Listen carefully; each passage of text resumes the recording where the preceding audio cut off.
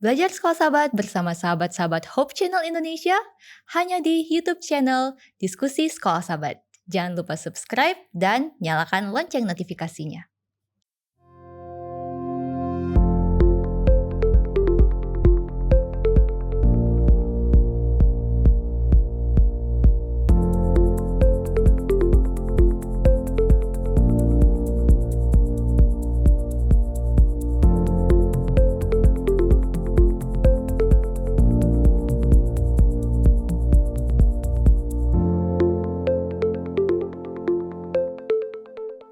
Selamat datang di Diskusi Sekolah Sahabat. Diskusi pembelajaran Alkitab yang mendalam untuk menguatkan iman kepercayaan kepada Tuhan.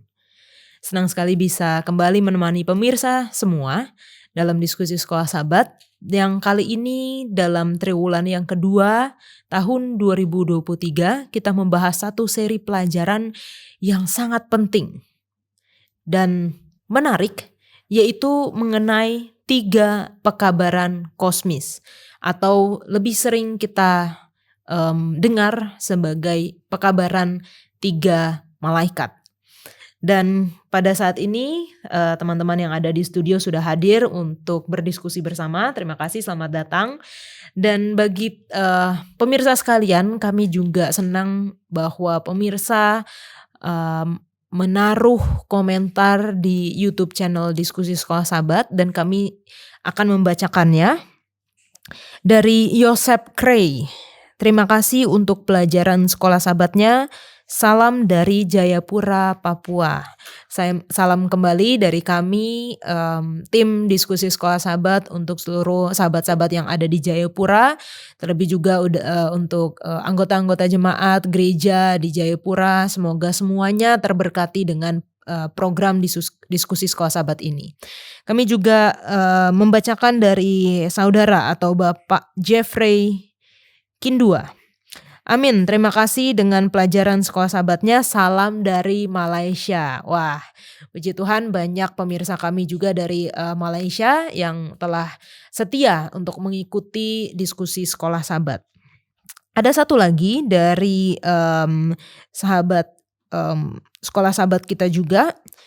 Shalom, saya dari Tangerang Selatan, Ibu Mona Saragih dari gereja GMAHK. Saya minta dukungan doa di dalam pergumulan kaki yang kiri yang sakit dan juga di dalam ekonomi. Ibu Mona, terima kasih telah menuliskan komentar di Diskusi Sekolah Sahabat dan kami akan mendoakan di dalam pelajaran kita nanti sebelum kita memulai diskusi kita. Walaupun mungkin jarak waktu kami membacakannya agak cukup panjang, tetapi kami tetap akan mendoakan bagi Ibu Mona Saragih di Tangerang Selatan. Kembali lagi kami menginformasikan kepada saudara-saudara sekalian yang rindu untuk belajar bersama dengan kami, namun tidak memiliki atau sulit akses untuk mendapatkan buku sekolah sahabat seperti yang ada di tangan saya saat ini. Silahkan Anda menghubungi nomor call center Hope Channel Indonesia dan katakan saya mau buku sekolah sahabat. Dan kami akan mengirimkan ke tempat Anda masing-masing secara gratis. Jadi bagi saudara-saudara yang rindu untuk belajar bersama, jangan sungkan-sungkan, langsung saja kontak nomor call center Hope Channel Indonesia karena stoknya terbatas. Jadi kami akan memberikan atau mengirimkan kepada yang sudah meminta terlebih dahulu. Sepanjang triwulan ini, kita akan belajar mengenai pekabaran 3 malaikat, pekabaran belas kasihan terakhir dari Tuhan Yesus sebelum kedatangannya. Pekabaran ini adalah Injil, murni dan sederhana, Injil yang disajikan dalam konteks kebenaran masa kini.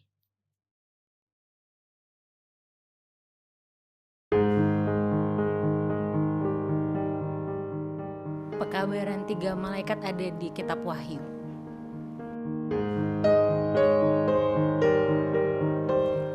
Kalau dengar kitab Wahyu tuh ada satu khotbah yang pernah aku dengar, aku keingat langsung itu tuh Wahyu itu ibarat surat cinta.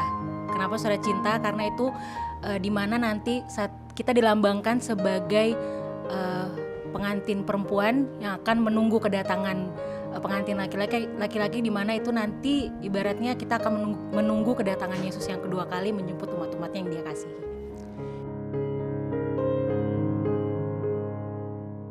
Kenapa penting? Karena itu adalah saat di mana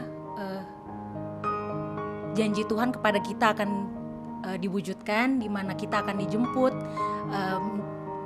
sebagai umat-umatnya yang setia. Kita akan pergi ke negeri yang sudah dijanjikan Tuhan kepada kita. Matius 16 ayat 27, sebab anak manusia akan datang dalam kemuliaan Bapanya diiringi malaikat-malaikatnya. Pada waktu itu Ia akan membalas setiap orang menurut perbuatannya.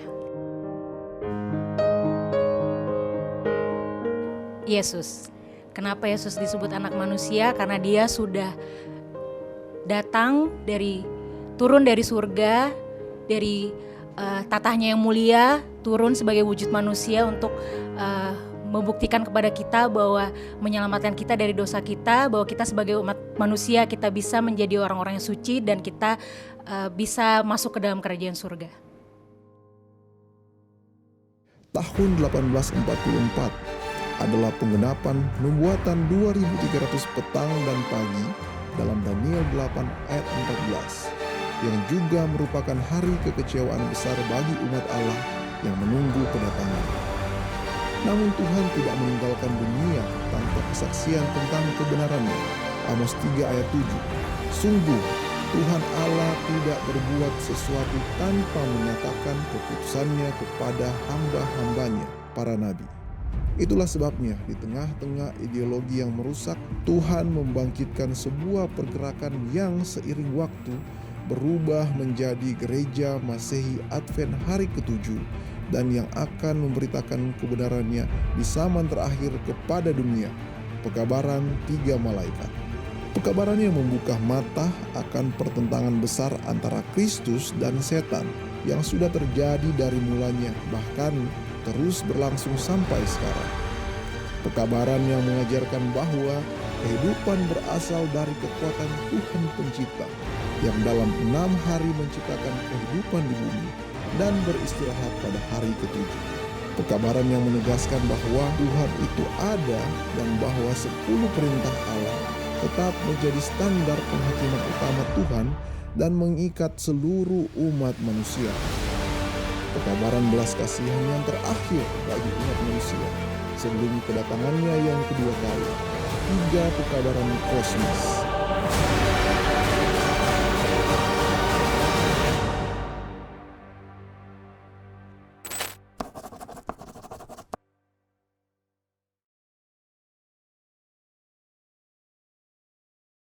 Pelajaran kedua dengan judul Sebuah Momen Takdir.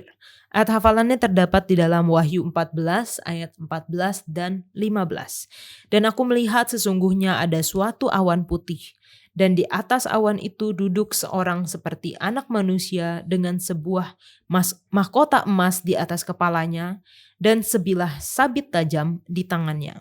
Maka keluarlah seorang malaikat lain dari bait suci, dan ia berseru dengan suara nyaring kepada Dia yang duduk di atas awan itu, ayunkanlah sabitmu dan tuailah, karena sudah tiba saatnya untuk menuai, sebab tuaian di bumi sudah masak.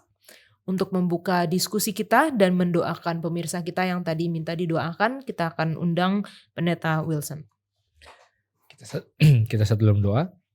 Ya Tuhan, Allah Bapa kami dalam kerajaan sorga, pada saat ini kami bersyukur ya Tuhan, dari pekan ke pekan kami masih boleh berkumpul, boleh berdiskusi, boleh membahas apa yang Kau ingin kami ketahui melalui pelajaran pada pekan ini. Dari sisi 3 pekabaran kosmis dan pada khususnya Tuhan tentang momen di mana kita memiliki hal-hal yang akan terjadi Tuhan. Pada saat ini Tuhan, Kau kiranya boleh mencurahkan Roh Kudus-Mu kepada masing-masing daripada kami dan juga pada pemirsa yang melihat. Dan secara khusus hamba mendoakan mungkin bila mana ada pemirsa yang sakit, yang dalam kesulitan, biarlah kiranya Engkau boleh kirimkan pertolongan yang berasal daripada surga saja. Secara khusus permintaan doa sudah disampaikan oleh Ibu Mona Saragi. Ya Tuhan, biarlah kiranya Engkau boleh sembuhkanlah ia kakinya yang sakit, dan biarlah kiranya Engkau boleh menyediakan berkat-berkat sehingga ia boleh memenuhi kebutuhannya. Dan biarlah kami yang ada di tempat ini boleh terus saling mendoakan juga Tuhan. Dalam judul pengharapan kami, dalam Yesus kami berdoa, amin. Amin. Amin. Baik, terima kasih. Untuk membuka diskusi kita, ya seperti biasanya kami sudah melakukan polling di Instagram Hope Channel Indonesia dan menanyakan beberapa pertanyaan. Yang pertama, menurut kamu Yesus akan datang kembali masih lama atau enggak? Kira-kira jawaban yang lebih banyak nih yang mana nih? Yang masih lama atau yang udah tinggal bentar lagi? Oke, 90%. Sebentar lagi Yesus akan datang. Amin, puji Tuhan. Dan ketika kami menanyakan juga, sudah siapkah kamu bagi kedatangan Yesus? Yang tadi mungkin menjawab sudah dekat. Agak berkurang sedikit. Karena 68% menyatakan sudah siap. 32% menyatakan belum siap. Kalau untuk kedatangan Yesus. Dan pertanyaan selanjutnya yang kami tanyakan adalah, kalau kamu tahu Yesus datang besok, apa yang akan kamu lakukan hari ini? Kita mendapatkan jawaban-jawaban yang menyatakan tetap berbagi kebaikan kepada sesama, mengabarkan Injil dan berbuat baik, meminta pengampunan dosa dan kesalahan pribadi maupun keluarga, bertobat dan berbuat baik, tetap menjalankan hukumnya, tabiat dan karakternya, amin. Bertobat, mempersiapkan diri, minta ampun, berdoa dan tunggu dia datang, dan yang terakhir bertobat juga. Nah, jadi banyak jawaban-jawaban yang kita sudah dapatkan bagaimana apakah sudah siap atau belum itu kembali kepada pribadi kita, dan bagaimana kita mempersiapkan sementara kita menunggu kedatangannya akan kita pelajari sepanjang pekan ini. Sebuah momen takdir. Memang kita sebagai orang Kristen kita tidak percaya bahwa dari awal kamu sudah ditakdirkan untuk selamat, kamu tidak ditakdirkan untuk dibinasakan. Namun apa sih maksud dari judul ini, Ellen? Ya, sebuah momen takdir ya. Mungkin lebih ke destiny hasil akhir gitu ya. Kalau untuk aku, ya mungkin itu. Jadi destiny atau destination gitu ya, Iya, tempat iya. tujuan gitu ya. Kalau Wilson? Ya, kalau dalam pelajaran ini kan mengenai soal penuaian di akhir zaman. Ya, mungkin momen takdir ini adalah ya momen di mana nasib orang itu akhirnya mungkin terlihat, akhirnya mungkin sudah terputuskan, atau mungkin akhirnya bisa dijalankan lah. Dia nasibnya ini ujungnya kemana? Apakah dia akan selamat atau enggak? Mungkin ke arah sana nanti pembahasannya. Oke, Pendeta Didik. Kalau saya nasib atau takdir, sebuah momen takdir itu ya sebenarnya kita sendiri yang buat itu. Artinya kita mau tentukan mau lulus ujian atau tidak gitu kan, tergantung dari usaha kita, apakah kita mau belajar atau tidak. Ini kalau ilustrasinya anak sekolah misalnya. Jadi kita tidak ada ditakdirkan atau ditentukan untuk selamat atau tidak selamat. Memang kalau bicara takdir, kita kayaknya alergi dengar kata takdir. Tapi sesungguhnya takdir itu juga ada sama kita. Ya Allah dilahirkan sebagai perempuan itu ditetapkan karena nggak bisa pilih. Saya sebagai laki-laki misalnya. Kemudian kita juga nggak bisa pilih apakah saya sebagai anak pertama atau anak kedua, anak ketiga. Itu sudah ya itulah takdir kita, penetapan yang berlaku buat kita. Tapi untuk hal apakah saya nanti kita akan pelajari ini dituai di pihak yang akan dibawa ke surga atau yang akan dibinasakan di pembinasaan terakhir itu tidak pernah ditentukan oleh Tuhan, tetapi adalah pilihan kita. Oke. Nah, di pelajaran Sabat Petang dikatakan Allah selalu berbicara kepada umatnya, memberikan mereka kebenaran apapun yang relevan yang perlu mereka dengar pada saat itu. Ini cocok dengan Amos 3 ayat 7 yang mengatakan Tuhan tidak berbuat sesuatu tanpa menyatakan keputusannya kepada hamba-hambanya para nabi. Mulai dari peringatan mengenai air bah. Jadi sebelum terjadi air bah, Tuhan memperingatkan, Tuhan menentukan, memberitahukan kepada Nuh, Nabi Nuh. Lalu sampai pada kedatangan Yesus yang pertama, itu pun sudah ada nubuatannya. Hingga pada penghakiman pra-advent, sampai pada peristiwa-peristiwa akhir sebelum kedatangan Kristus. Karena itu dinyatakan di dalam Wahyu 12-14 yang akan kita pelajari sepanjang triwulan ini. Namun pertanyaannya, mengapa kadang-kadang peringatan itu tidak jelas, baik itu waktunya kapan, contohnya air bah akan di tahun segini, atau kedatangan Yesus, kelahiran Yesus itu akan berapa tahun lagi, atau bisa saja diinterpretasikan berbeda-beda. Seperti orang-orang Yahudi yang pada saat itu semuanya miss gitu dengan kelahiran atau kedatangan Mesias. Atau tanda-tandanya sudah terjadi tapi kejadiannya belum terjadi gitu. Contohnya kedatangan Yesus tanda-tandanya sudah terjadi, bahkan dari lama dulu sudah ada peperangan, sudah ada kelaparan, sudah ada gempa bumi, bencana alam, tapi Yesus belum datang-datang. Menurut Pendeta Wilson gimana? Ya, kalau kita mau bertanya-tanya kenapa sih kadang-kadang kita sepertinya sulit untuk menggunakan nubuatan dengan tepat. Jadi kan kalau memang dinubuatkan tahun segini, kita sudah tahu akan terjadi ini, makanya kita bisa bersiap-siap dengan pas gitu kan sebenarnya ya. Mungkin beberapa hal yang bisa kita pikirkan sebagai alasan sebab kenapa itu terjadi adalah mungkin orang itu tidak terlalu paham mengenai nubuatan. Dan bahkan orang-orang yang ya mungkin tidak terlalu paham karena tidak banyak orang yang peduli gitu. Dan sedikit orang yang peduli itu nggak semuanya juga paham. Sehingga akhirnya nubuatan ini menjadi sesuatu yang tidak digunakan dengan seperlunya. Jadi seperti kayak ada orang lagi capek-capek mau betulin elektronik di rumah lah ya, mainan anak-anak apa-apa gitu. Manualnya sih ada, tapi nggak pernah dibaca, nggak pernah dilihat, atau mungkin ditulis dalam bahasa ya. Kalau sekarang kan banyak made in China gitu kan, manualnya dalam bahasa Chinese ya. Mungkin kita nggak ngerti juga. Akhirnya nubuatan itu tidak menjadi sesuatu yang berguna bagi kita. Padahal kan ya tadi seperti Yola bilang, memang Tuhan itu nggak akan melakukan sesuatu tanpa kasih tahu gitu kan. Dan sebenarnya sebaliknya juga begitu. Kalau Tuhan mau bergerak terus kitanya yang nggak tahu, ya kita jadi binasa ya. Kayak di dalam Hosea 4 ayat 6 dikatakan apa? Umatku binasa karena tidak mengenal Allah, ya kan? Jadi karena tidak tahu gitu Allah ini maunya apa, Allah ini ada rencana apa. Atau kalau mungkin di dalam ayat lain di mana ini? Amsal 29 ayat 18, bila tidak ada wahyu menjadi liarlah rakyat. Jadi efek kalau sesuatu nubuatan ini tidak kita ketahui itu ada. Efek buruknya itu ada. Jadi mungkin daripada kita lebih menyesalkan, oh kenapa ini tidak jelas, kenapa kayaknya kita selalu miss, ya mungkin rasa penyesalan ataupun rasa kayak greget itu ya kita gunakan untuk ya marilah kita pelajari. Marilah kita supaya kita mengerti, memahami, supaya familiar, supaya kita bisa membaca tanda-tanda zaman. Kan Yesus sendiri bilang kamu tidak bisa membaca tanda-tanda zaman, sedangkan padahal kalau baca tanda cuaca aja bisa gitu kan. Kalau kamu lihat awan merah, langit merah, kamu tahu besok hujan, tapi kamu tidak bisa membaca tanda zaman, ya mungkin itu menjadi teguran juga buat kita. Oke. Alan? Ya kalau misalnya dibilang perbedaan deskripsi ya tiap-tiap nubuatan.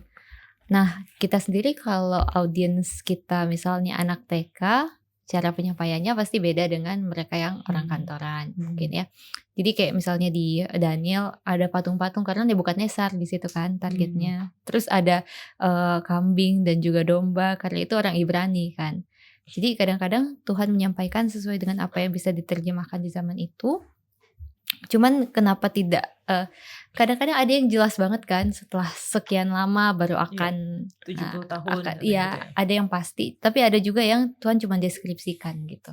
Cuman apa bisa diketahui, Bang Wilson udah bilang juga kan, maksudnya ya kita bisa cari tahu itu. Di Daniel 12 ayat 10 dibilang orang yang bijaksana akan memahaminya gitu. Terus di Hosea juga dikatakan kalau siapa yang bijaksana biarlah dia memahaminya, siapa yang paham biarlah dia mengetahuinya. Jadi sebenarnya kalau Tuhan bukakan kepada kita, Tuhan kasih juga Roh Kudus untuk menuntun kita kan kepada kebenaran juga.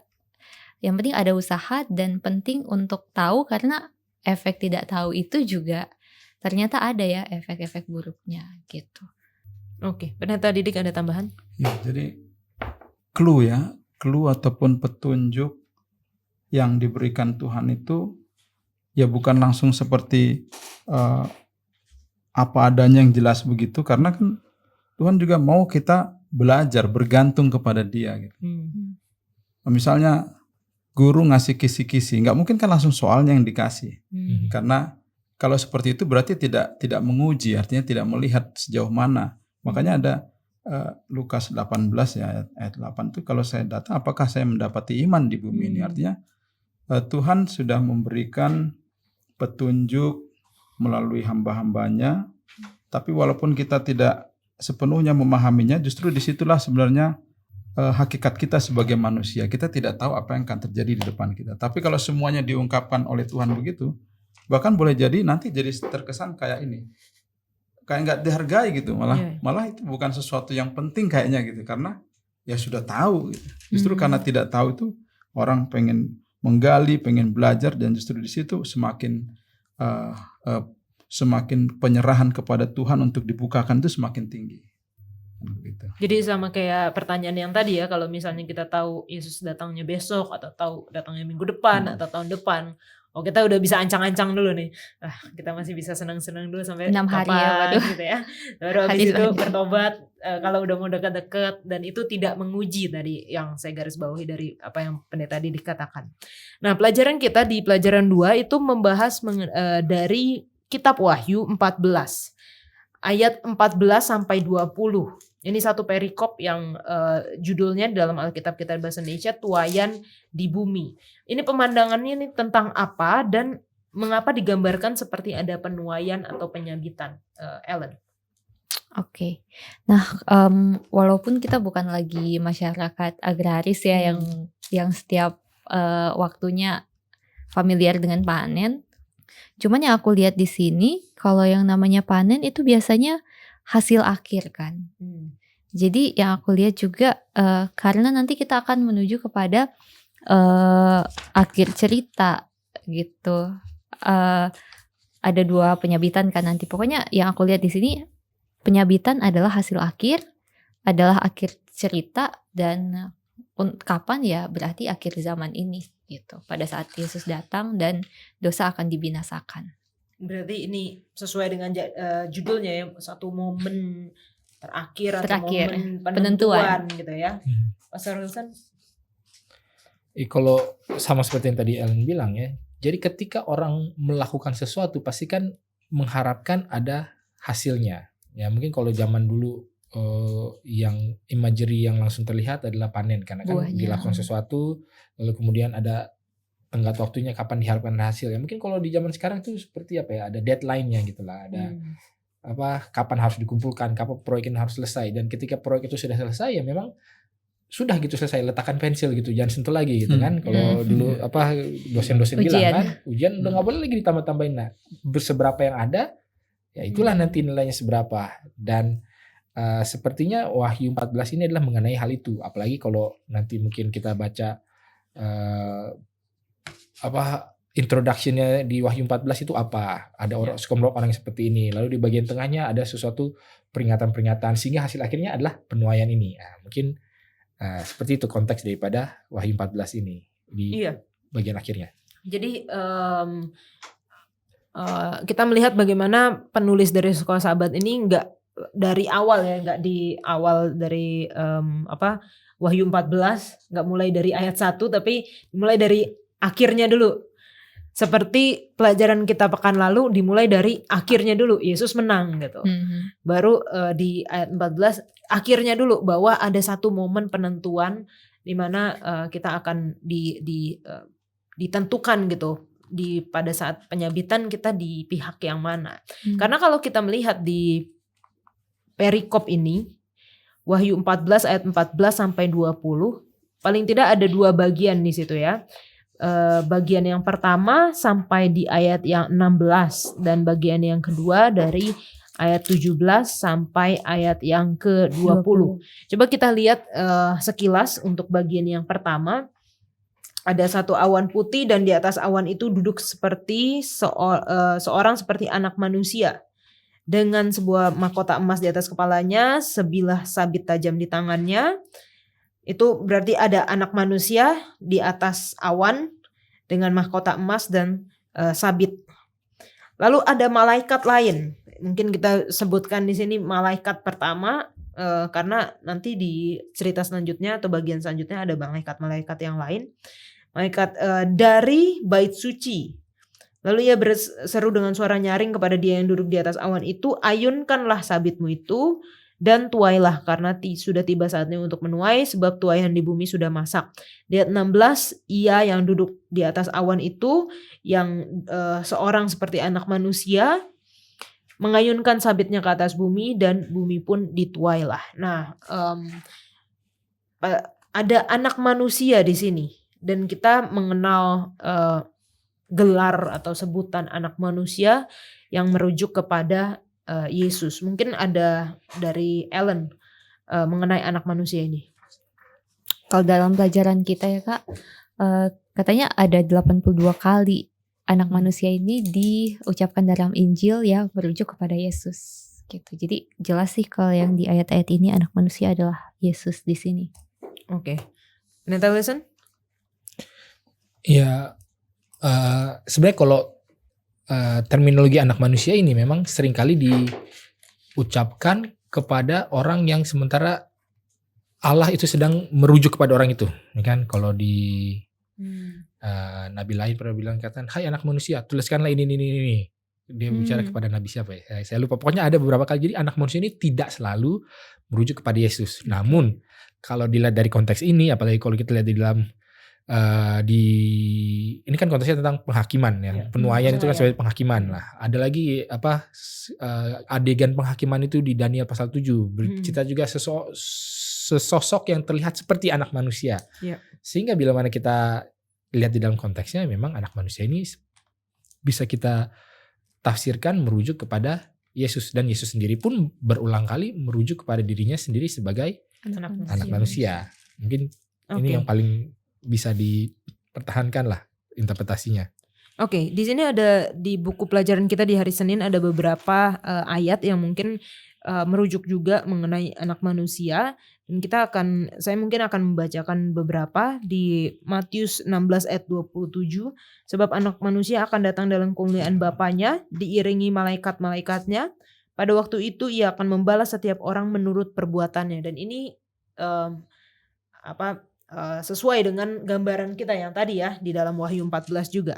Di dalam Matius 24 ayat 27 dan yang ke-30.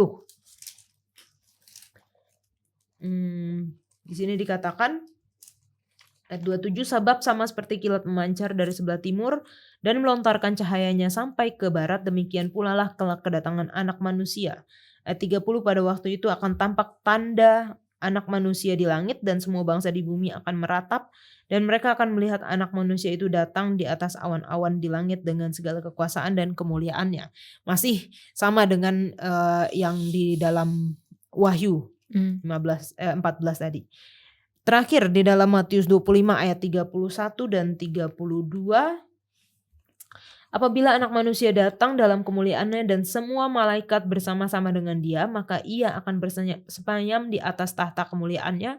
Lalu semua bangsa akan dikumpulkan di hadapannya dan ia akan memisahkan mereka seorang daripada seorang sama seperti gembala memisahkan domba dari kambing. Kita dapat melihat Yesus anak manusia datang dalam kemuliaan bersama malaikat-malaikatnya. Lalu ada penghakiman karena dia akan memisahkan seluruh bangsa seperti domba dan kambing. Kalau di dalam Wahyu 14 ada satu tuaian dan ada tuaian yang lain, dan nasib bangsa-bangsa dan seluruh umat manusia akan diputuskan untuk selama-lamanya. Artinya sesuai dengan judul kita, sebuah momen penentuan, momen akhir. Nah, di bagian yang kedua ayat 17 sampai yang 20. Kalau tadi ada malaikat pertama, di bagian kedua ada malaikat lain, tapi kita akan bahas setelah yang satu ini.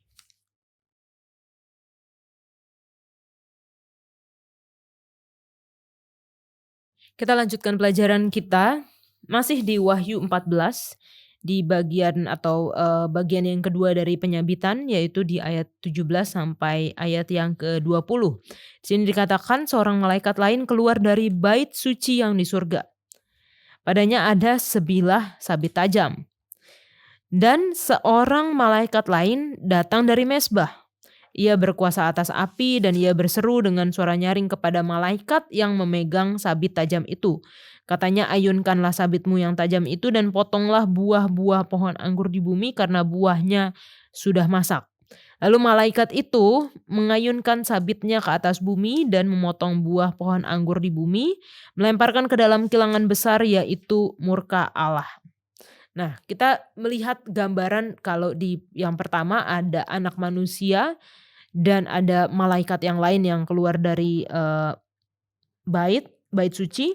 Lalu di gambaran yang kedua ada seorang malaikat yang keluar dari bait suci dan malaikat lain yang keluar atau datang dari mezbah. Apakah ini malaikat yang sama atau sosok yang sama? Seperti apa, Pendeta Wilson? Ya mungkin kalau kita mencoba untuk membahas wahyu dan mencoba untuk benar-benar bisa mengpinpoint, kalau orang ini lambang ini artinya ini, lambang ini artinya ini, lambang ini artinya ini, kita harus kalau orang bilang dalam bahasa Inggris, we have to tread carefully because this is holy ground gitu loh. Kita harus melangkah berhati-hati karena ini ya wilayah kudus ini, dan mungkin pemikiran kita tidak bisa sampai kepada kesananya. Namun beberapa yang bisa kita lihat bahwa ya kalau malaikat ini kan dia datang dari paling tidak malaikat yang pertama yang di dalam ayat yang ke-15 ya. Dia keluar dari tempat yang sama di mana yang 17 dan 15 dan 17-nya ya kan.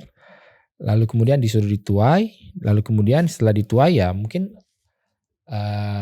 akhirnya dituai dibawa lagi ke tempat di mana dia tadi keluar. Ya mungkin seperti itu. Jadi kita lihat bahwa ya, kalau malaikat itu keluar dari bait suci yang ada di surga, apakah dia memang hanya malaikat dari sisi pembawa kabar yang hanya melakukan hal atau memang dia punya role yang lain, itu mungkin kita tidak bisa sampai sejauh itu ya, paling tidak dalam pemahaman kita. Tapi yang jelas adalah bahwa dia melakukan suatu tugas, yaitu apa? Dialah yang memberitahu kepada sang anak manusia ini bahwa tuaian itu sudah masak. Dan ketika tuaian sudah masak, ya itulah tibalah saat penentuan ini, yaitu dituai oleh sang anak manusia ini. Jadi mungkin dia seperti apa ya? Kalau dia yang membacakan keputusan gitu kali ya mungkin ya. Nah, tapi siapanya dia ya kita mungkin tidak bisa sampai sejauh itu. Oke. Nah, kan kita melihat ada dua penuaian. Kenapa ada dua hal ini yang berbeda, Ellen? Ya, kalau kita lihat di sini ya, walaupun tidak dijelaskan di awal itu tuaian pertama ini apa dan lambangnya siapa, tapi dijelaskan di tuaian yang kedua ini itu adalah tuaian pohon anggur. Dan tuaian pohon anggur ini akhirnya selanjutnya dilempar ke kilangan yang besar yaitu murka Allah. Nah, di beberapa kitab-kitab Injil juga sering dikatakan bahwa hanya ada dua akhirnya gitu, yaitu orang yang benar atau orang yang fasik. Orang yang benar akhirnya bersama-sama dengan Tuhan, orang yang fasik akhirnya dibinasakan dengan dosa. Jadi mungkin secara tidak langsung tuaian yang pertama itu adalah tentang umat-umat Tuhan atau orang yang benar. Oke, Pendeta Didik. Ya karena ini pekabaran ini adalah pekabaran tadi belas kasihan dari Yesus untuk yang terakhir, maka tentu ada pekerjaan penuaian, artinya pekerjaan untuk melihat hasil dari apa yang sudah dilakukan selama ini kan begitu. Makanya penuaian itu ada dua, karena di semesta alam ini selalu hanya ada dua kubu, kita bilanglah begitu ya. Penuaian biji berwarna keemasan tadi Ellen sudah sebutkan, dan penuaian anggur berdarah, yang satu mewakili kebenaran, mewakili yang akan tinggal bersama Tuhan di surga. kemudian yang satu lagi yang mewakili pembinasaan. Oke. Nah, yang membedakan dari kedua ini, tadi kita sudah lihat bahwa satu umat Allah, yang satu orang-orang fasik. Mereka yang membedakan adalah penghakiman. Dan kita bisa mendapat gambaran mengenai penghakiman di dalam buku Daniel yang sangat dekat sekali ya dengan buku Wahyu. Jadi bagi teman-teman kalau mau mengerti atau belajar Wahyu itu pasti harus belajar juga buku Daniel. Dan kita bisa baca di dalam Daniel 7 ayat 13 dan 14. Aku terus melihat dalam penglihatan malam itu tampak datang dengan awan-awan dari langit. Seorang seperti anak manusia. Di gambaran yang sama seperti Wahyu 14 tadi. Datanglah ia kepada yang lanjut usianya itu dan ia dibawa ke hadapannya. Lalu diberikan kepadanya kekuasaan dan kemuliaan dan kekuasaan sebagai raja. Maka orang-orang dari segala bangsa, suku, dan bahasa mengabdi kepadanya. Kekuasaannya ialah kekuasaan yang kekal, yang tidak akan lenyap, dan kerajaannya ialah kerajaan yang tidak akan musnah. Jadi kita melihat ada penghakiman di situ bahwa seorang yang seperti anak manusia datang dengan awan-awan dari langit, dia datang kepada yang lanjut usianya itu. Ada siapa saja tokoh-tokoh di dalam penghakiman ini? Ellen. Ya, berarti kita lihat di sini ada si anak manusia. Kalau di pelajaran hari Selasa langsung dibilang ya, Daniel menggambarkan Yesus anak manusia dalam penghakiman. Kemudian datang kepada yang lanjut usia, Allah Bapa. Kemudian kekuasaan diberikan kepadanya. Ya mungkin tokoh-tokoh yang lainnya adalah orang-orang dari segala bangsa, bahasa yang mengabdi kepadanya ya. Oke, Pendeta Wilson. Ya, yang diberikan ini adalah suatu kekuasaan, ya kan?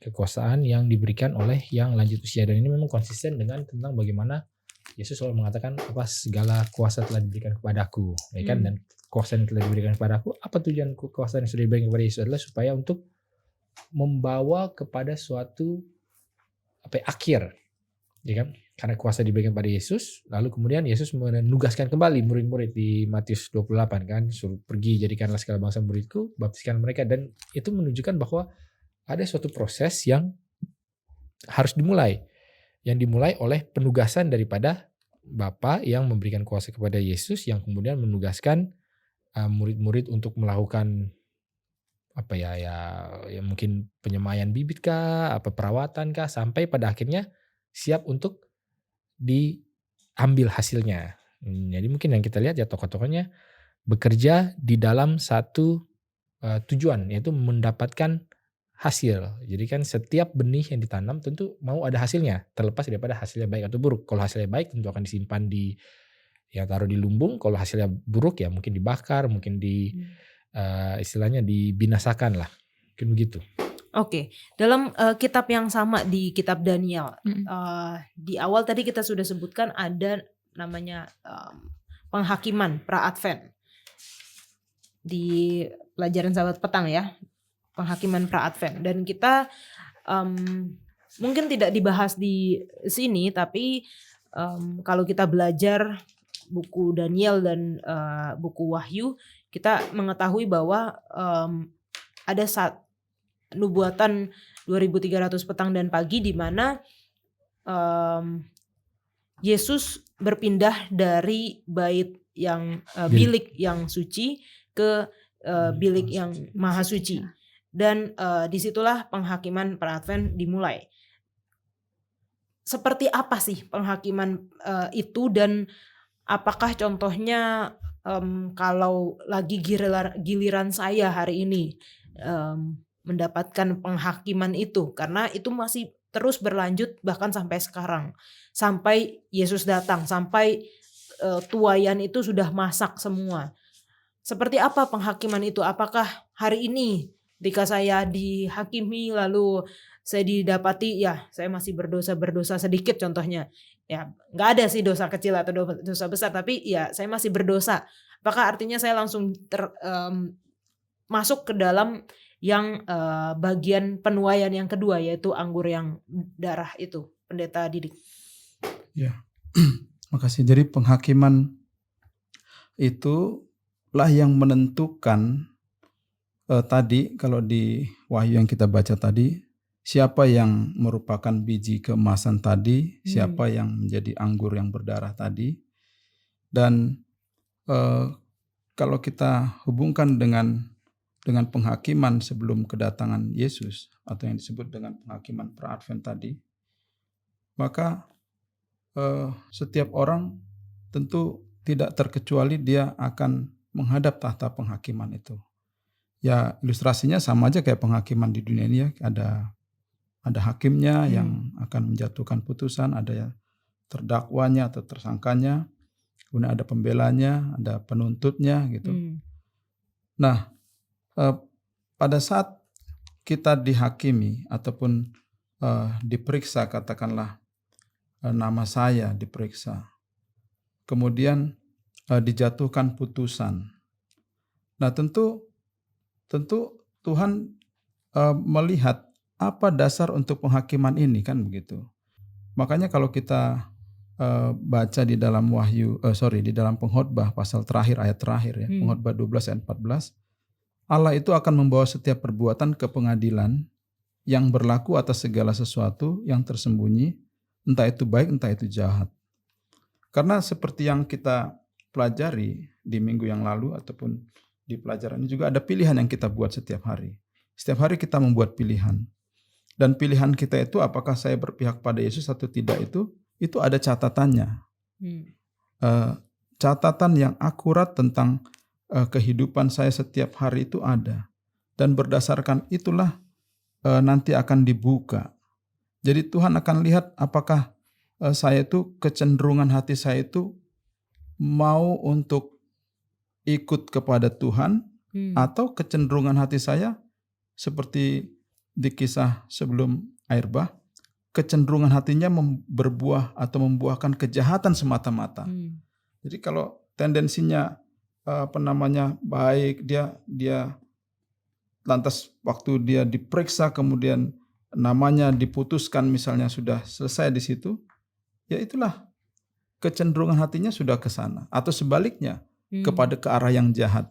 Karena bukan tidak berdasar, bukan tanpa dasar Tuhan membuat ataupun majelis pengadilan berjalan, dibukalah kitab-kitab katanya begitu. Itu kan ada dasar untuk mana seseorang itu diadili. Tentu di sini kita tidak juga mengatakan bahwa kita akan ditimbang perbuatan baik saya lebih banyak dari perbuatan jahat saya, bukan seperti itu, karena kita diselamatkan murni oleh kasih karunia.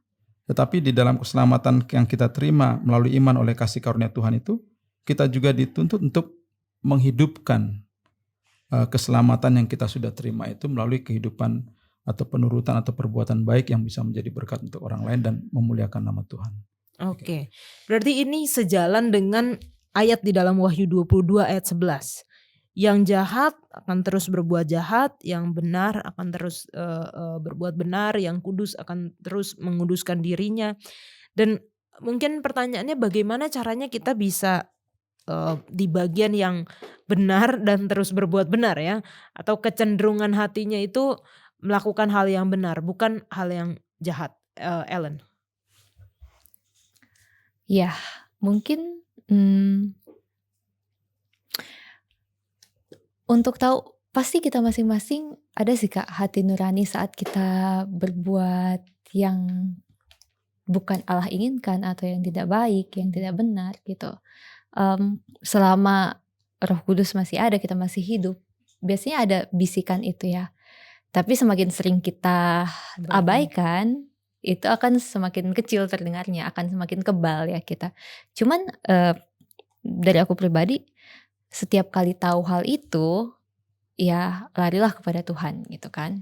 Jadi cara untuk, Yakobus bilang, cara untuk menghalau setan adalah datang kepada Tuhan kan. Resist the evil, draw nigh to God gitu, datang kepada Tuhan. Dan dengan tinggal di dalam Yesus di Yohanes 15 katakan kamu akan berbuah banyak gitu. Jadi bagaimana yang baik bertambah baik sebenarnya bukan dari diri sendiri, tapi minggu lalu kita belajar dari pilihan-pilihan kita kan, dan pilihan itu setiap hari, setiap detik malah, setiap menit gitu kan. Jadi setiap kali kita ada suara yang menyadarkan kita bahwa ini nggak benar, kayaknya ini yang baik gitu. Ya Ikut ya. diikuti. Semakin kita mengikuti, semakin mudah untuk langkah kedua dan ketiga. Biasanya gitu sih Kak. Oke, kita akan nantikan jawaban dari pendeta-pendeta yang lain setelah yang satu ini.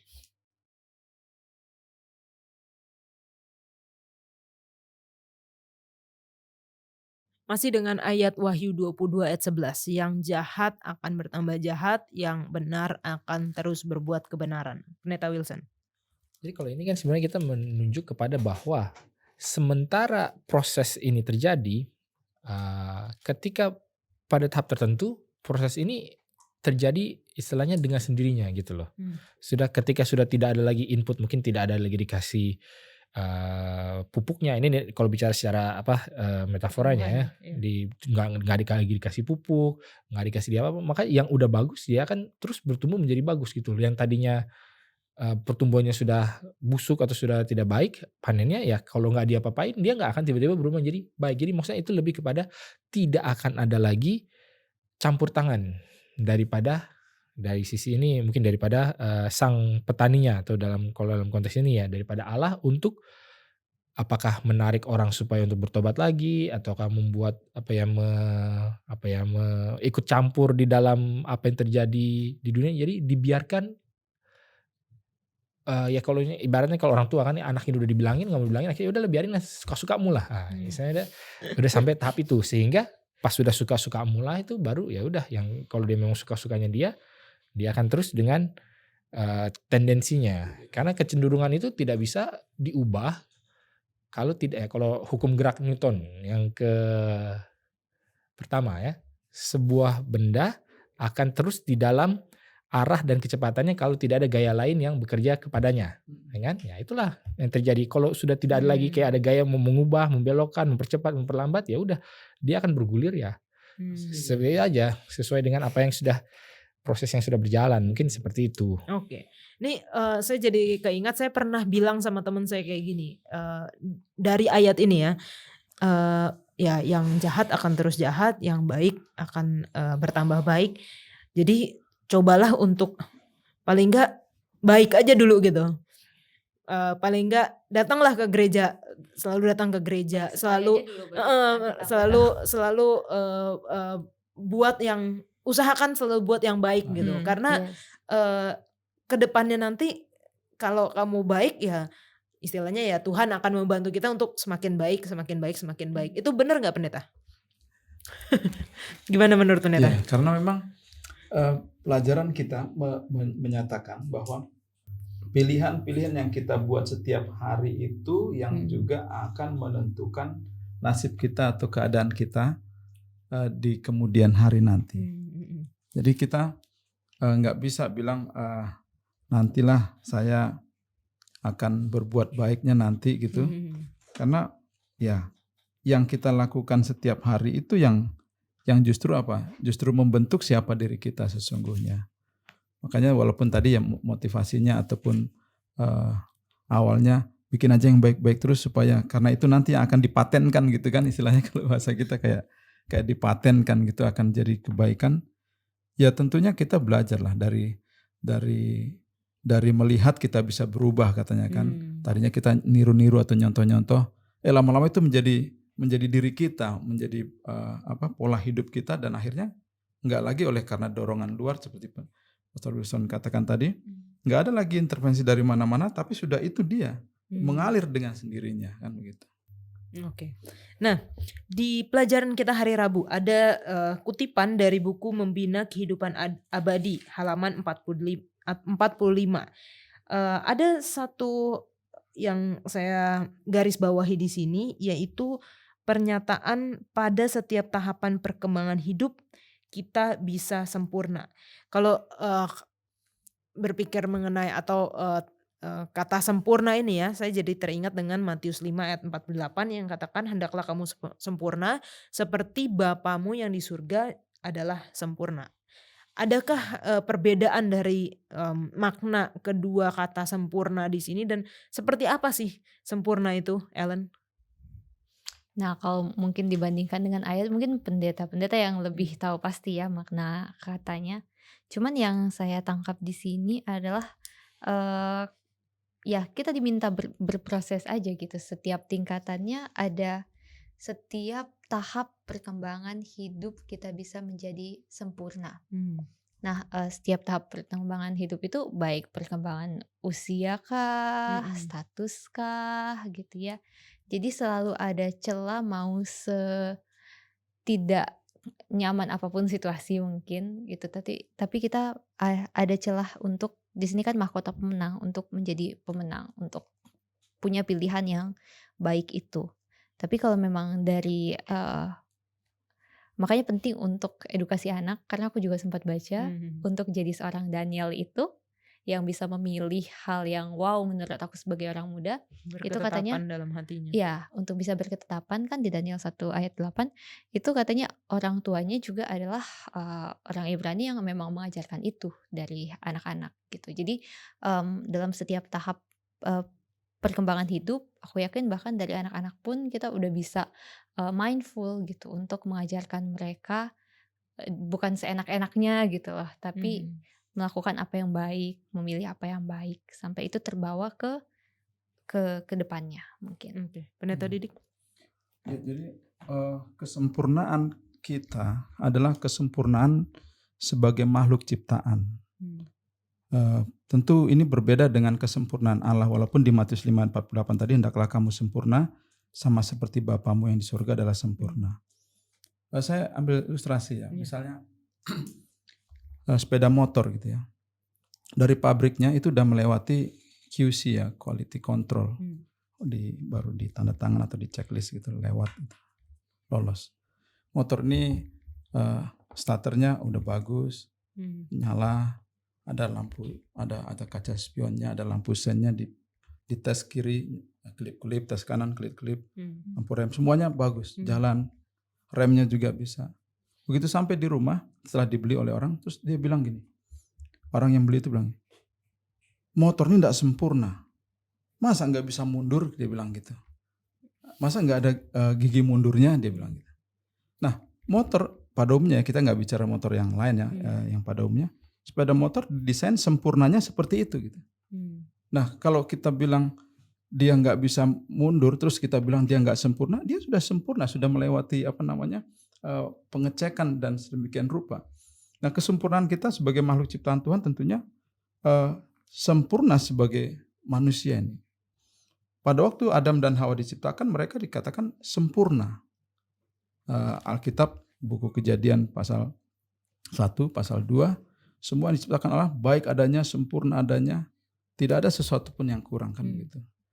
Nah, betul bahwa kita akan mencapai satu kesempurnaan kepada kesempurnaan yang lain, kepada kesempurnaan yang lain, seperti yang tadi Ellen katakan. Tapi itu adalah kesempurnaan dalam kodrat kita sebagai manusia. Gitu. Kesempurnaan Allah adalah kesempurnaan yang mutlak, yang absolut, dan kita nggak bisa sampai di sana karena itulah perbedaannya. Makanya Lucifer itu dia mau menyamai yang maha tinggi dari sisi apa? Dari sisi kemahakuasaan Allah, dari sisi kehebatan Allah, dari sisi pengetahuan Allah dan lain sebagainya. Dan kita tidak bisa mencapai di sana. Kira itu. Mungkin kalau kita lihat di Matius 5, sebenarnya konteksnya ini adalah mengenai kasih, ya kan?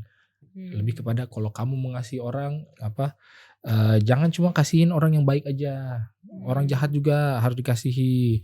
Kalau jangan kasih hormat sama orang yang baik-baik sama kamu, tapi kalaupun orang itu jahat juga sama kamu, ya kamu juga harus kasih gitu loh. Jadi hendaklah kamu sempurna di dalam kasihmu sama seperti Bapa juga sempurna. Jadi kasih di sini kesempurnaan ini bukanlah sempurna yang maksimum dan tanpa celah, beda.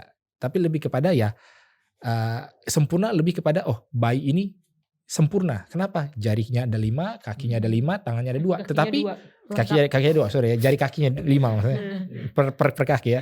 Dan maksudnya dia itu sempurna bayi itu, tetapi bukan berarti jari ini sempurna kalau dia bisa main piano. Enggak juga. Jadi bukan kepada kemampuan daripada si orang ini, tetapi lebih kepada pada saat itu apakah dia sudah memenuhi segala tujuan yang diperlukan pada tahap itu. Ya, kalau untuk dia sudah mau audisi masuk apa gitu ya, sempurnanya memang harus bisa main piano. Tetapi pada saat ini sempurnanya seperti apa? Jadi kesempurnaan ini jangan kita melihat sebagai keadaan tanpa cacat celah, tetapi lebih kepada lengkap dan sudah berkembang dengan utuh gitu, utuh. Jadi sebenarnya keutuhan. Jangan orang kayak nggak sempurna tuh, dia pintar baik tetapi emosinya nggak terkontrol lah. Berarti kan dia nggak sempurna. Tapi bukan berarti dia ini dia nggak boleh pemarah, dia nggak. Mungkin dia tetap bisa beremosi, tetapi dia ada loh gitu. Sisi emosional itu juga terdevelop. Bukan berarti bahwa dia nggak boleh pemarah. Lebih kepada itu kesempurnaannya. Oke. Nah, ini mungkin pertanyaan terakhir. Di dalam Matius 24 ayat 14 dikatakan sebelum dan Injil Kerajaan ini akan diberitakan ke seluruh dunia, seluruh bangsa, seluruh dunia menjadi kesaksian bagi semua bangsa, sesudah itu barulah kesudahannya. Di Wahyu 14 tadi kita melihat kesudahannya. Ini kan ada 2 tuaian kesudahannya. Namun ada hal yang terjadi sebelum kesudahannya, yaitu Injil Kerajaan diberitakan menjadi kesaksian. Apa maksudnya, Ellen? Kesaksian itu adalah sesuatu yang membuktikan ya, biasanya di penghakiman ada saksi gitu kan, sebagai salah satu pendukung untuk satu argumen gitu. Jadi kalau misalnya di Matius dikatakan menjadi saksi kepada seluruh bangsa gitu ya, barulah tiba kesudahannya, ya menjadi bukti. Dan Injil itu siapa yang dipanggil untuk menjadi bukti? Kita kan. Nah, jadi kalau di sini siapa yang menjadi saksi? Kita bisa juga. Cara menjadi saksi bisa melalui apa yang kita katakan, katanya dikhotbahkan ya, preach. Tapi bisa juga katanya berkhotbahlah setiap saat. Jika perlu gunakanlah kata-kata. Jadi artinya khotbah itu nggak mesti di depan mimbar aja ya, tapi mungkin apa yang kita lakukan juga menjadi pernyataan ke dunia bahwa Tuhan datang segera gitu. Mungkin itu. Pendeta Didik? Ada orang bilang, saya lebih suka melihat khotbah daripada mendengar khotbah katanya. Jadi Maksudnya menonton pendeta. khotbah yang dihidupkan, yang dilakonkan itu artinya. Karena kesaksian yang dimaksud di sini ya betul bahwa Tuhan panggil kita untuk sebelum penuaian ini terjadi, sebelum akhir daripada segala sesuatunya, Tuhan mau kita kita hidup sebagai saksi buat Dia.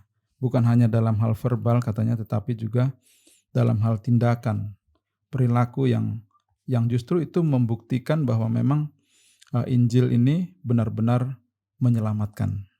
Dan itu kelihatan dari orang-orang yang menyaksikannya. Gitu. Saya jadi keinget tema Global Youth Day di akhir Maret lalu itu adalah cinta adalah verba, cinta adalah verb, love is a verb gitu. Dan di sini dikatakan sebelum kesudahannya Injil Kerajaan diberitakan menjadi kesaksian. Itu mungkin kalau kita refer kepada Wahyu 14, tuaian sudah matang. Gimana? Sekaligus kesimpulan Pendeta Wilson. Ya mungkin kesaksian adalah dengan mengatakan bahwa ini berhubungan dengan kesempurnaan juga adalah bahwa bila mana ini kan konteksnya Injil diberitakan dan di dalam Wahyu 14 juga adalah soal Injil diberitakan kepada seluruh bangsa, bahasa, kaum dan suku lah semuanya. Nah, ketika Injil itu sudah diberitakan, apa sih efeknya? Harus ada sesuatu yang kelihatan. Ya kan? Harus ada sesuatu yang kelihatan. Kalau kita mau sambungkan dengan soal Injil dan apa efeknya di dalam Roma pasal 10 mungkin ayat yang ke-14 dikatakan sebab setiap orang yang menyebut nama Tuhan akan diselamatkan. Tapi bagaimana mereka bisa menyebut nama Tuhan kalau mereka tidak pernah mendengar? Bagaimana mereka bisa tidak mendengar? Kenal kalau tidak pernah mendengar? Bagaimana bisa mendengar kalau nggak pernah ada yang memberitakan gitu kan? Jadi Injil ini harus diberitakan sehingga orang bisa mengenal, sehingga orang bisa menyebut nama Tuhan, sehingga orang bisa diselamatkan. Nah, kesaksiannya apa? Ya dari seluruh proses ini ya kembali ada proses pertumbuhan ya kan, dari mendengar, mengetahui, akhirnya menyebut nama Tuhan, akhirnya percaya. Dan itulah yang menjadi kesaksian. Sehingga orang bisa tahu, oh ya, Injil yang kekal ini memang ada gunanya untuk disebarkan, dan ini juga menjadi pembeda antara orang yang mau menerima dan orang yang nggak menerima. Dan ada perbedaan, orang yang menerima ternyata akan menjadi seperti ini jadinya, orang yang menolak akan menjadi seperti ini jadinya. Itulah sehingga semua jelas. Ketika orang ini akan dibilang selamat, nggak akan ada lagi yang bilang komplain, kenapa dia diselamatkan? Atau ketika grup yang satu ini akhirnya binasa, nggak akan ada yang bilang komplain, kenapa dia dibinasakan? Orang itu semua bisa melihat karena memang sudah ada kesaksian yang jelas dari Injil itu, dan pada itu ya sudah selesai. Ya itulah kan pertentangan besar kan adalah mengenai itu, siapakah Allah, siapakah yang harus kita sembah, apa segala, akhirnya sudah selesai, sudah jelas gitu loh hasilnya. Ibaratnya kalau main bola ini udah menit 89 dan skornya udah 7-1. Untuk apa dilanjutin lagi, udah jelas gitu loh. 7-0 ya. Oke, Pendeta Didik, kesimpulan. Ya, jadi kita lihat di sini bahwa kita semua perlu membuat pilihan yang tentunya sangat menentukan untuk hasil akhir atau putusan terakhir. Dan itu tidak terjadi dengan tiba-tiba gitu ya. Kita perlu untuk membangun hubungan terus dengan Yesus setiap hari. Katanya kita tidak bisa per bulan, karena godaan juga datang kepada kita setiap hari. Bagaimana kita untuk mengalami takdir ataupun nasib atau penentuan atau putusan, apalah itu namanya, berada di pihak Tuhan, berada di antara umat yang akan ditebus untuk masuk ke dalam kerajaan sorga. Gantinya kita binasa di dalam pembinasaan yang terakhir itu. Kiranya Tuhan berkati kita semua. Amin. Terima kasih Pendeta Didik, Ellen dan juga Pendeta Wilson sudah berdiskusi bersama. Mungkin saya mau membacakan satu kutipan dari hari Jumat di bagian yang kedua. Sangat halus tanpa terasa, hampir tanpa disadari pada awalnya, karakter dan kepribadian kita berubah berdasarkan benih yang kita tanam dalam pikiran kita. Di bagian tengah, inilah sebabnya mengapa mereka yang berpikir, ya, saya tahu bahwa suatu hari penganiayaan terakhir akan datang, tanda binatang dan sebagainya, tapi ketika itu terjadi maka saya akan menjalaninya bersama. Sedang memilih jalan yang sangat berbahaya. Tuhan memanggil kita sekarang pada saat ini untuk menyerahkan hidup kita kepadanya. Semakin lama seseorang menunda menjawab panggilan Roh Kudus, akan semakin sulit dan keras jiwanya terhadap bisikan-bisikan Allah, semakin mudah untuk jatuh dan percaya kepada kebohongan si jahat. Saat ini kita akan masuk di dalam sesi tanya jawab. Jadi bagi teman-teman, saudara-saudara yang mungkin masih punya pertanyaan seputar pekabaran 3 malaikat, 3 pekabaran kosmis, silahkan taruh di dalam komentar YouTube Diskusi Sekolah Sabat dan kita akan membahasnya.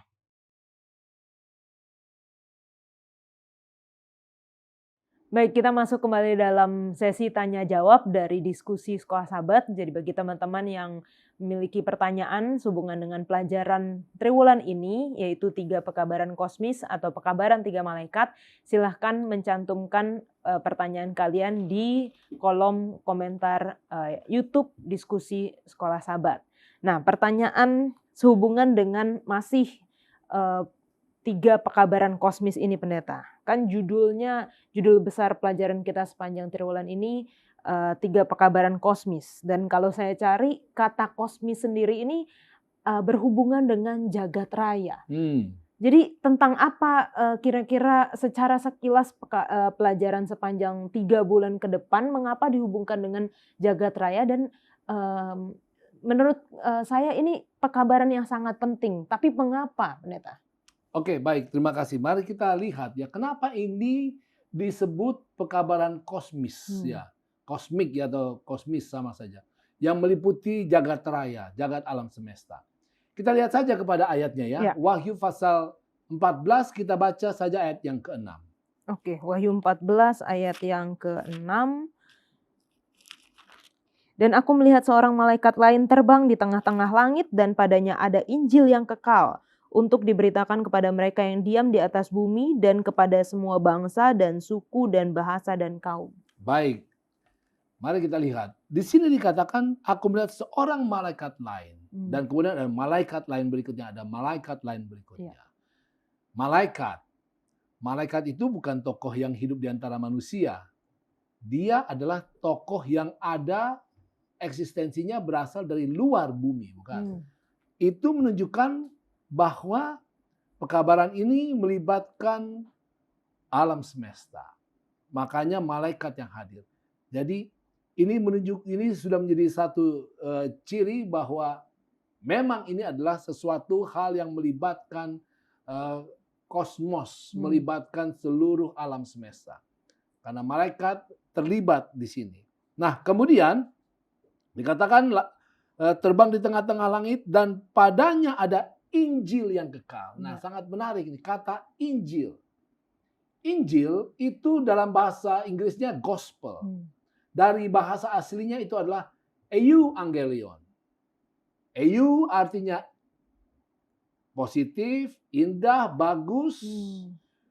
Angelion itu adalah berita, jadi berita baik. Jadi latar belakangnya begini. Euangelion adalah kalau dulu ada peperangan. Belum ada pesawat tempur. Jadi tentara seringkali dikirim untuk berperang melawan musuh. Mereka bisa berperang dekat, bisa juga berperang jauh. Seperti contohnya Alexander the Great, dia berperang sampai ke India malahan, ribuan kilometer. Nah, dalam peperangan-peperangan yang terjadi, bila mana tentara-tentara ini pergi berperang, maka mereka yang berada di kota, mereka menunggu apa kabar ini, apa yang terjadi, apakah kita menang atau kalah. Nanti setelah berapa lama, 1 minggu, 2 minggu, atau mungkin berapa bulan, tiba-tiba mereka akan lihat salah satu utusan, pembawa berita, akan datang berkuda ataupun lari-lari. Dan mereka bilang, buka pintu, buka gerbang, buka gerbang. Setelah datang orang itu masuk dan mereka menunggu. Apa ini? Orang itu akan berkata, euangelion, kabar baik, gospel, Injil. Artinya kabar baik mereka telah menang. Gitu. Mereka telah menang. Nah, dalam hal ini dibilang Injil yang kekal. Kabar kemenangan. Kemenangan atas apa? Oke, untuk itu kita melihat di dalam buku Wahyu pasal yang ke-12 ayat yang ke-7. Di sana diceritakan ada peperangan yang terjadi. Oke, Wahyu pasal 12 ayat yang ke-7. Apa yang dikatakan di sana? Maka timbullah peperangan di sorga. Mikael dan malaikat-malaikatnya berperang melawan naga itu dan naga itu dibantu oleh malaikat-malaikatnya. Oke, jadi di sini kita lihat peperangan. Peperangan di sorga, kosmik.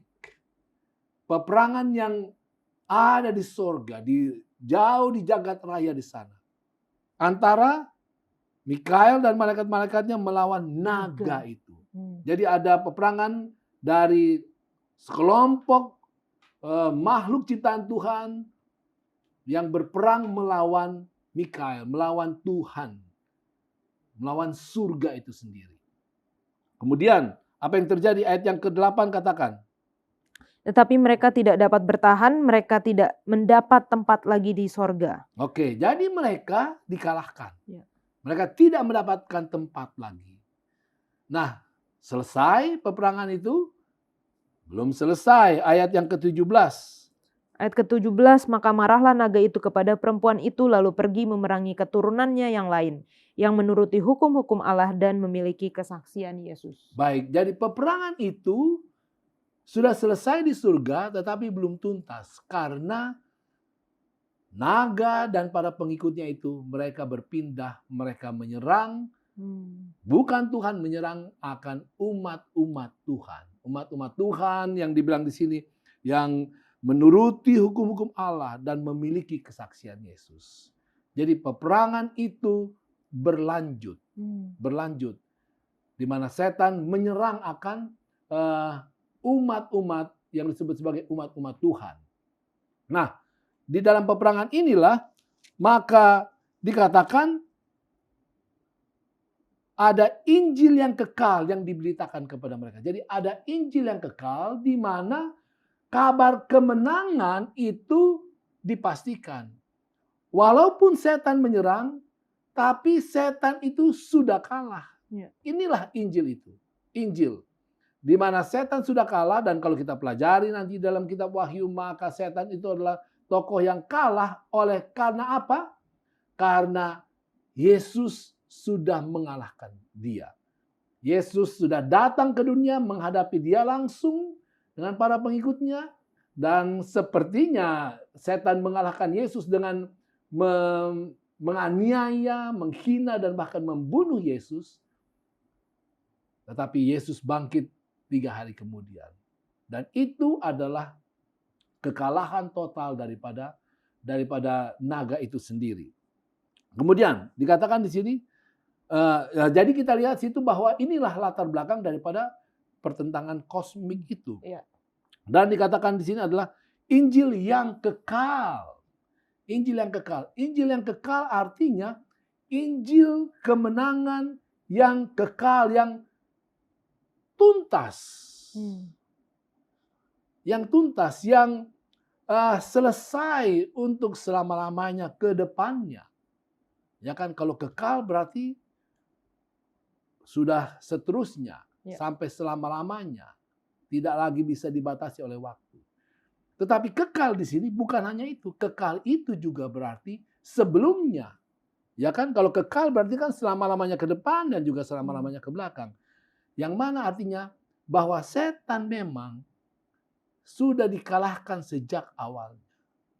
Sejak awalnya.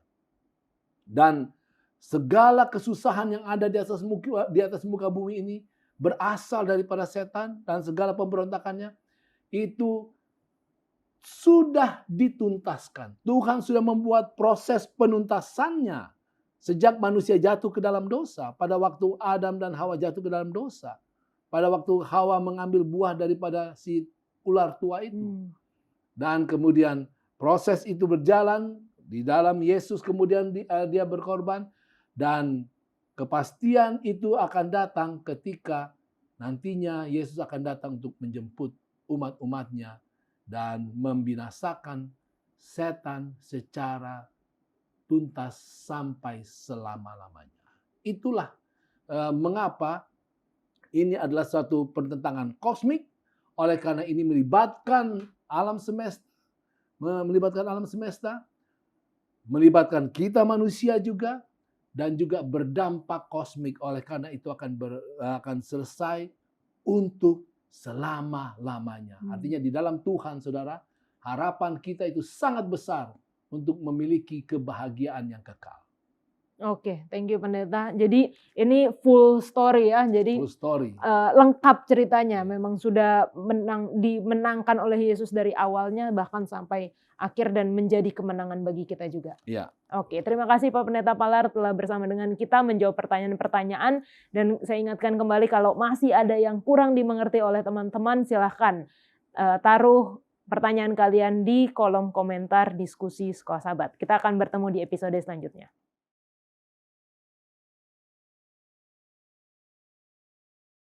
Baiklah, untuk menutup diskusi kita akan sama-sama berdoa yang akan dipimpin oleh Pendeta Didik. Silahkan. Mari kita berdoa. Tuhan Bapa kami yang bertahta dalam kerajaan surga, kami sangat bersyukur Tuhan oleh karena kami berkesempatan untuk belajar firman Tuhan. Bagaimana kami perlu untuk membuat keputusan-keputusan penting, pilihan-pilihan penting pada hari ini, yang semuanya adalah sangat menentukan untuk apa jadinya kami pada putusan akhir nanti. Kami hanya menyerahkan hidup kami ke dalam tangan pengasihan Tuhan saja. Biarlah dengan kuasa surga kami dikuatkan, kami diberikan hikmat kebijaksanaan untuk selalu membuat pilihan yang terbaik untuk kemuliaan bagi nama Tuhan, untuk berkat bagi kami semua. Sementara kami tinggal, kiranya Tuhan berkati kami untuk menjadi saksi yang hidup melalui kehidupan kami setiap hari, bahkan boleh menuntun orang lain untuk menerima keselamatan. Ampuni kami dari dosa kami Tuhan, sempurnakan doa kami ini, di dalam nama Tuhan Yesus Kristus kami berdoa. Amin. Amin. Kembali lagi terima kasih bagi teman-teman yang sudah hadir di studio. Makasih juga bagi seluruh pemirsa yang telah mengikuti diskusi ini, pembelajaran Alkitab ini. Dan biarlah kita didorong untuk memilih Yesus hari ini, besok, dan setiap hari sampai Dia datang. Kita akan bertemu dan belajar di episode selanjutnya. Tuhan Yesus memberkati.